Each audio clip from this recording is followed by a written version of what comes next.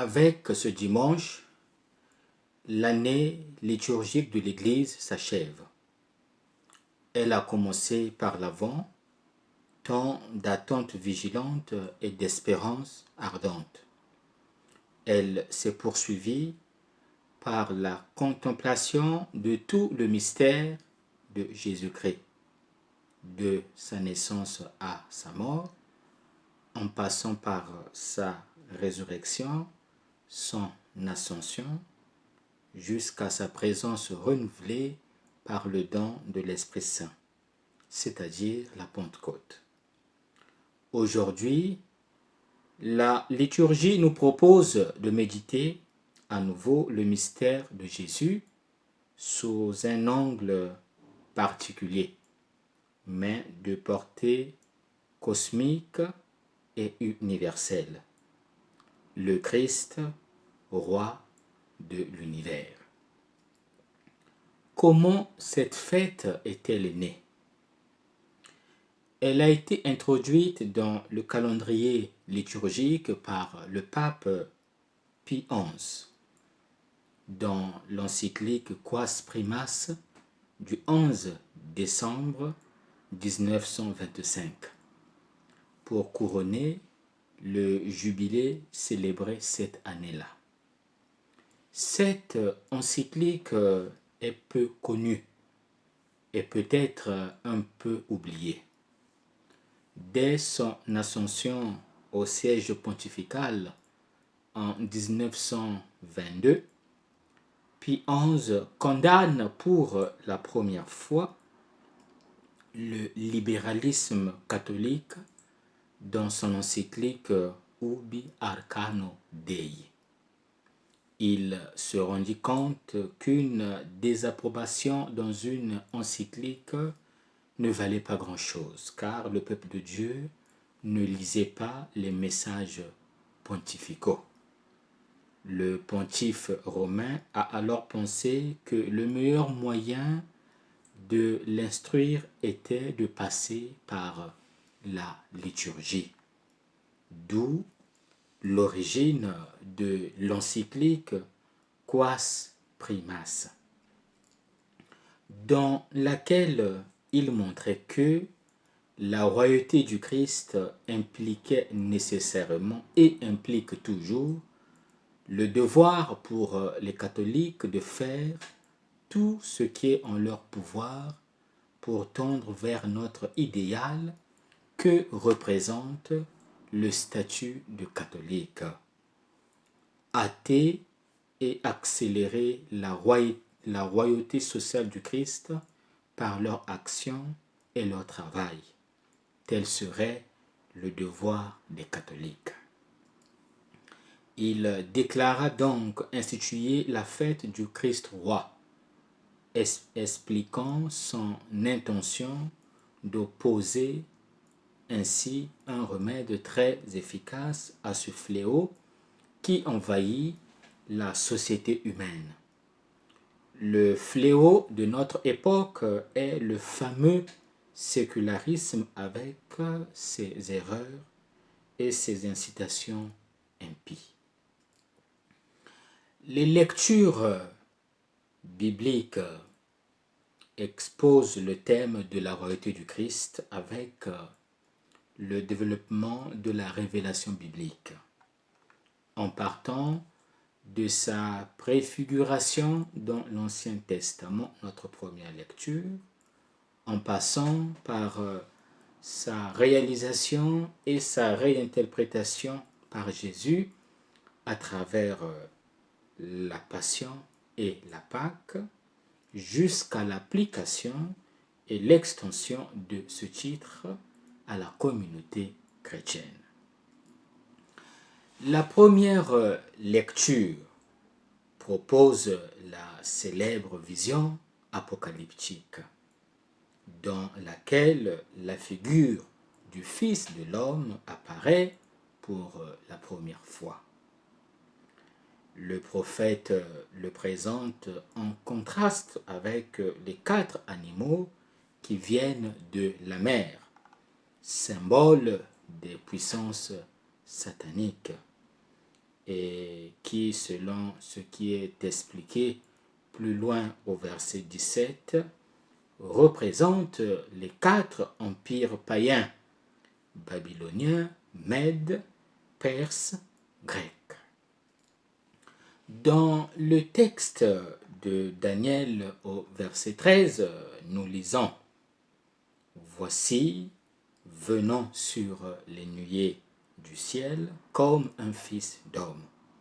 Il s'avança jusqu'à l'ancien et fut conduit en sa présence. À lui fut confié empire, honneur et royaume, et tous les peuples, nations et langues le servirent. Son empire est un empire éternel qui ne passera pas et son royaume ne sera pas détruit. À l'origine, la figure mystérieuse du Fils d'homme représente le petit reste d'Israël. Les fidèles qui auront résisté aux persécutions et qui recevront de Dieu une juste récompense pour leur courage et leur persévérance. Peu à peu, l'interprétation se concentra sur la personne du Messie qui représente le meilleur d'Israël et porte en lui toute l'espérance dans les promesses divines. En conséquence, Jésus s'est reconnu dans ce personnage et il a employé souvent l'expression « Fils de l'homme » pour parler de lui-même. Pour faire bref, Jésus se présente comme celui qui accomplit la vision du prophète Daniel que nous avons entendue dans la première lecture. Je voyais venir avec les nuées du ciel comme un fils d'homme. Il parvint jusqu'au vieillard et on le fit avancer devant lui.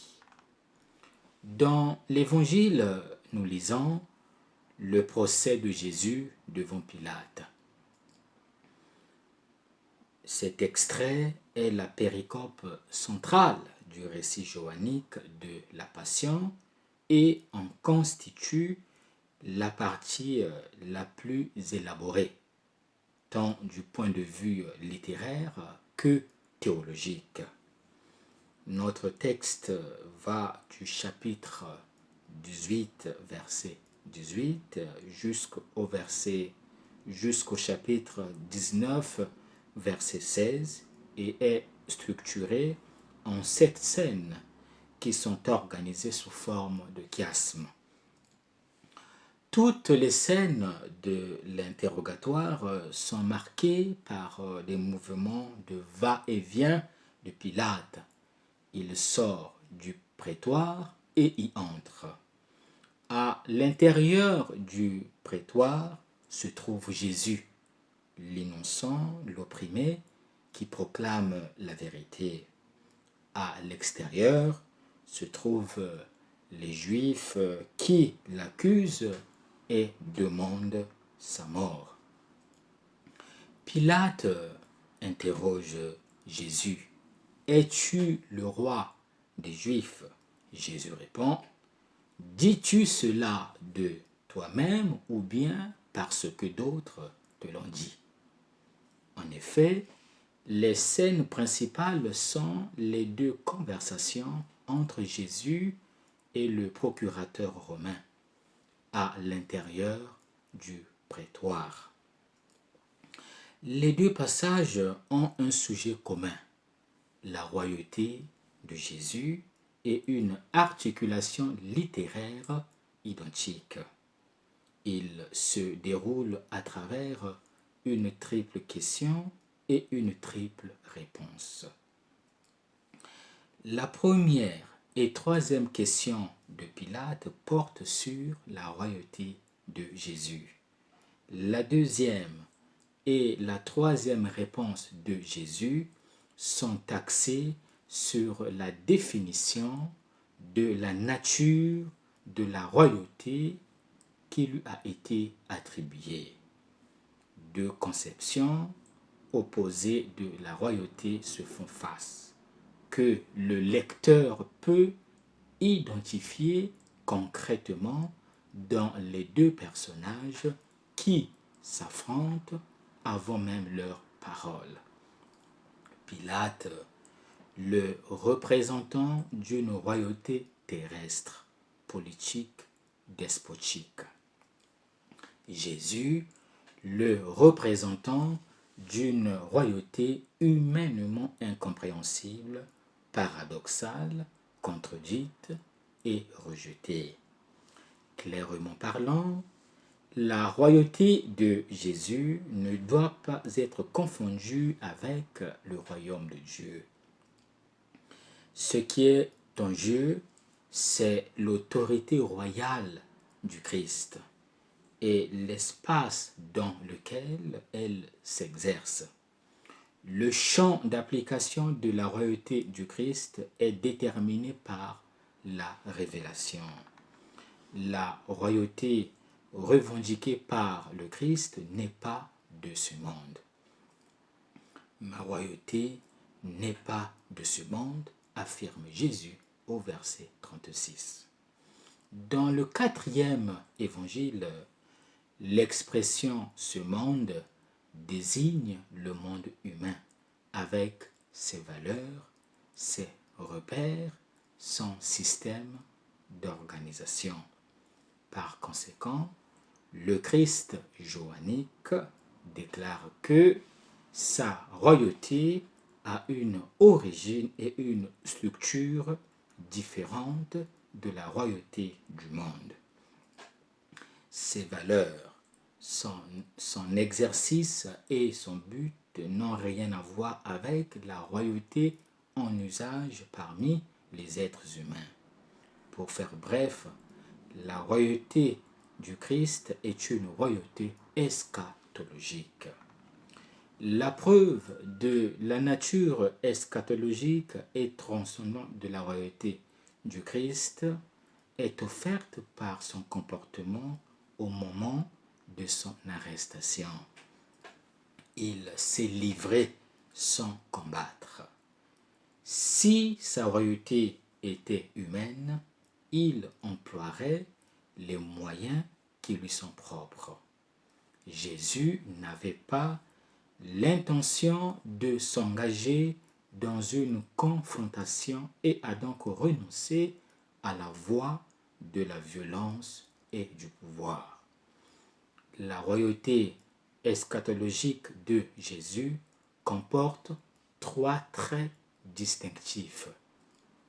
Primo, il ne s'agit pas d'une royauté politique, au sens où Pilate l'imaginait. La royauté revendiquée par le Christ est transcendante et universelle. Elle renvoie à une nouvelle conception de la dignité messianique qui représente une rupture avec les conceptions des pharisiens et des zélotes. La fonction du Messie n'est ni politique ni nationale, mais elle est étroitement liée à la révélation. L'innocence du Christ est ainsi démontrée. Il est condamné à mort à tort en tant que Messie politique. Secondo, la royauté du Christ n'est pas certes de ce monde. Elle ne procède pas de ce monde. Elle ne fonctionne pas selon les règles de ce monde, mais elle s'exerce sur le monde et dans le monde. C'est le Christ terrestre engagé dans son procès qui s'exprime dans le présent. Tertio, la royauté du Christ revendique une validité absolue. Le Christ prétend exercer son autorité sur tout être humain et sur la totalité de sa personne. Il est à noter que dans Jean, cette prétention à la royauté n'est pas liée à la résurrection ou à l'élévation, mais à la passion. En termes johanniques, la croix est le trône du roi Jésus. Jésus et Pilate sont antagoniques et représentent donc deux visions et deux formes de pouvoir opposées. La royauté du Christ ne rend pas esclave, mais libre. Elle ouvre à la joie, elle conduit à la doxologie et à l'invocation. C'est le thème et le sens de la deuxième lecture. La deuxième lecture est tirée du prologue de l'Apocalypse et fait partie d'un dialogue liturgique entre le voyant, le lecteur et l'assemblée réunie le jour du Seigneur, c'est-à-dire le dimanche. Le dialogue commence par une formule de bénédiction et de salutation au contenu clairement trinitaire.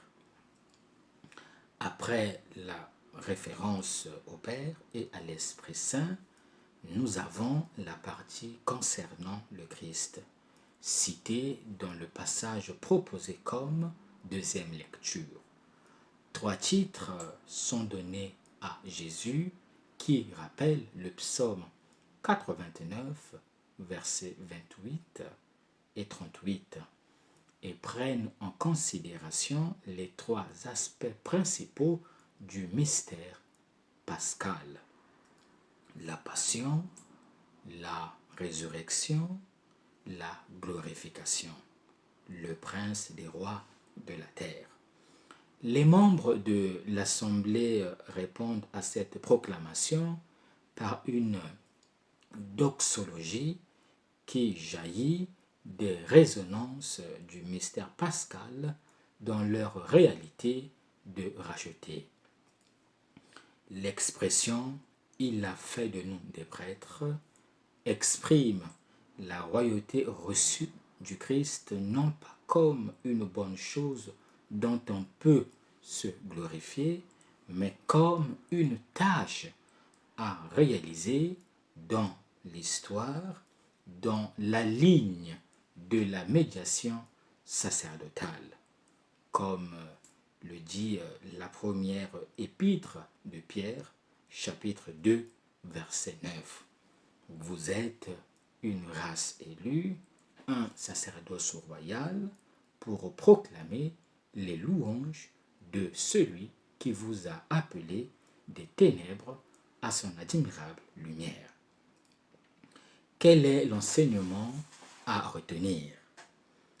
Avec la fête du Christ, Seigneur et Roi de l'univers, l'Église veut rappeler le rôle irremplaçable de Jésus dans les événements des hommes et rappelle aux croyants qu'il est le seul Seigneur vers lequel ils peuvent orienter leur histoire personnelle et communautaire. La collecte de la messe, c'est-à-dire la prière d'ouverture de la messe, résume en 4 concepts clés le sens de la célébration d'aujourd'hui.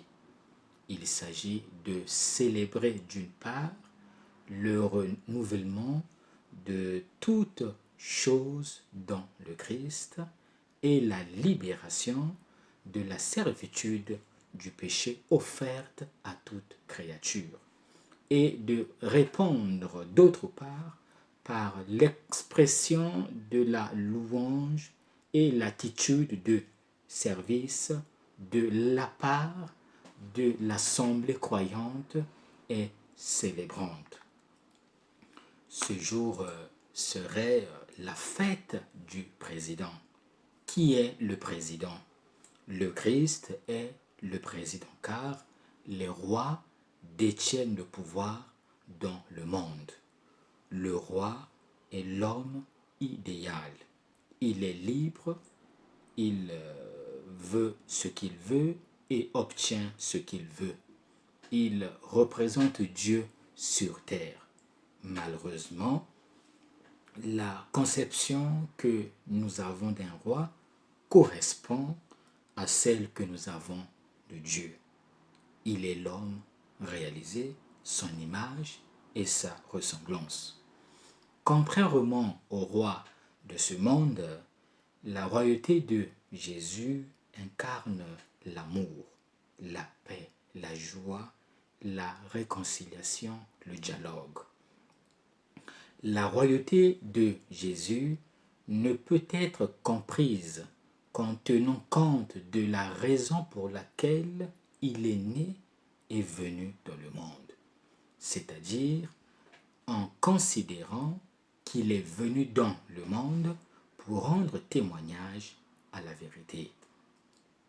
Est-ce que Jésus est notre vérité ou avons d'autres vérités? Jésus est roi dans la mesure où il révèle le mystère divin dont il est porteur. Par conséquent, seuls ceux qui sont du côté de la vérité, c'est-à-dire qui sont prêts à s'ouvrir à elle par la foi, peuvent entendre sa voix, acceptant ainsi sa royauté sur eux-mêmes. Pilate, quant à lui, fait preuve de toute son extranéité.